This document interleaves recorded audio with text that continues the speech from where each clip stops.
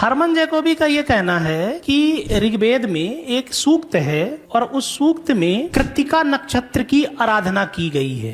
और कृत्तिका नक्षत्र यानी कि आज आप जिसे सप्तऋषि कहते हैं, आकाश में सप्तऋषि दिखाई देते हैं, तो कृत्तिका नक्षत्र की आराधना की गई है। और उस सूक्त में ये कहा गया है कि कृत्तिका नक्षत्र ठीक पूर्व दिशा में स्थित है, जबकि वर्तमान में कृत्तिका नक्षत्र जो है वो ठीक पूर्व दिशा में न होकर के उत्तर पूर्व दिशा में है। और खगोल शास्त्र ये मानता है कि हर 72 वर्ष में कृत्तिका नक्षत्र 1 डिग्री उत्तर की ओर खिसक रहे हैं। तो आज वो जहां हैं और ठीक पूर्व दिशा में वो कब रहे होंगे, यदि इसकी काल गणना की जाए तो ये ज्ञात होता है कि ठीक पूर्व दिशा में कृत्तिका नक्षत्र लगभग 4500 ईसा पूर्व में रहे होंगे। तो यदि वेदों में इस बात का उल्लेख है कि कृत्तिका नक्षत्र ठीक पूर्व दिशा में थे और आज की इस कैलकुलेशन के हिसाब से देखा जाए तो वो सप्तऋषि जो तारा मंडल है, कृत्तिका नक्षत्र वो 4500 ईसा पूर्व में ठीक पूर्व दिशा में रहे होंगे। तो इस लिहाज से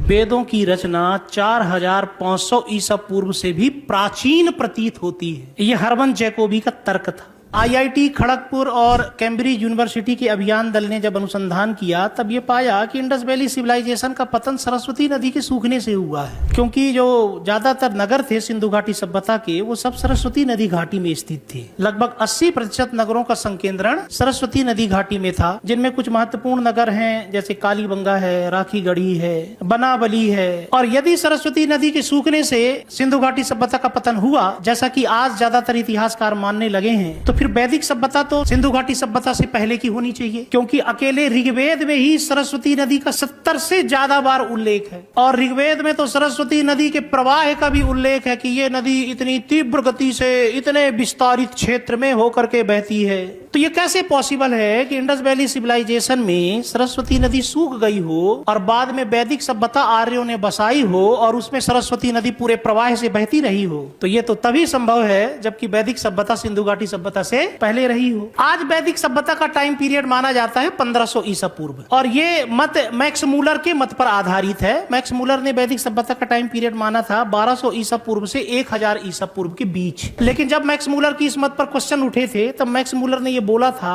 अपनी किताब में कि मिनिमम टू मिनिमम वैदिक सभ्यता को 1200 ईसा पूर्व तक रखा जा सकता है, इसके पहले और कुछ भी हो सकती है। यानी इसके पहले वो 5000 ईसा पूर्व भी हो सकती थी, 6000 ईसा पूर्व भी हो सकती थी। मैंने आपको सरस्वती नदी वाला लॉजिक बताया है, उस लॉजिक के हिसाब से देखा जाए तो वैदिक सभ्यता तो ज्यादा प्राचीन होगी।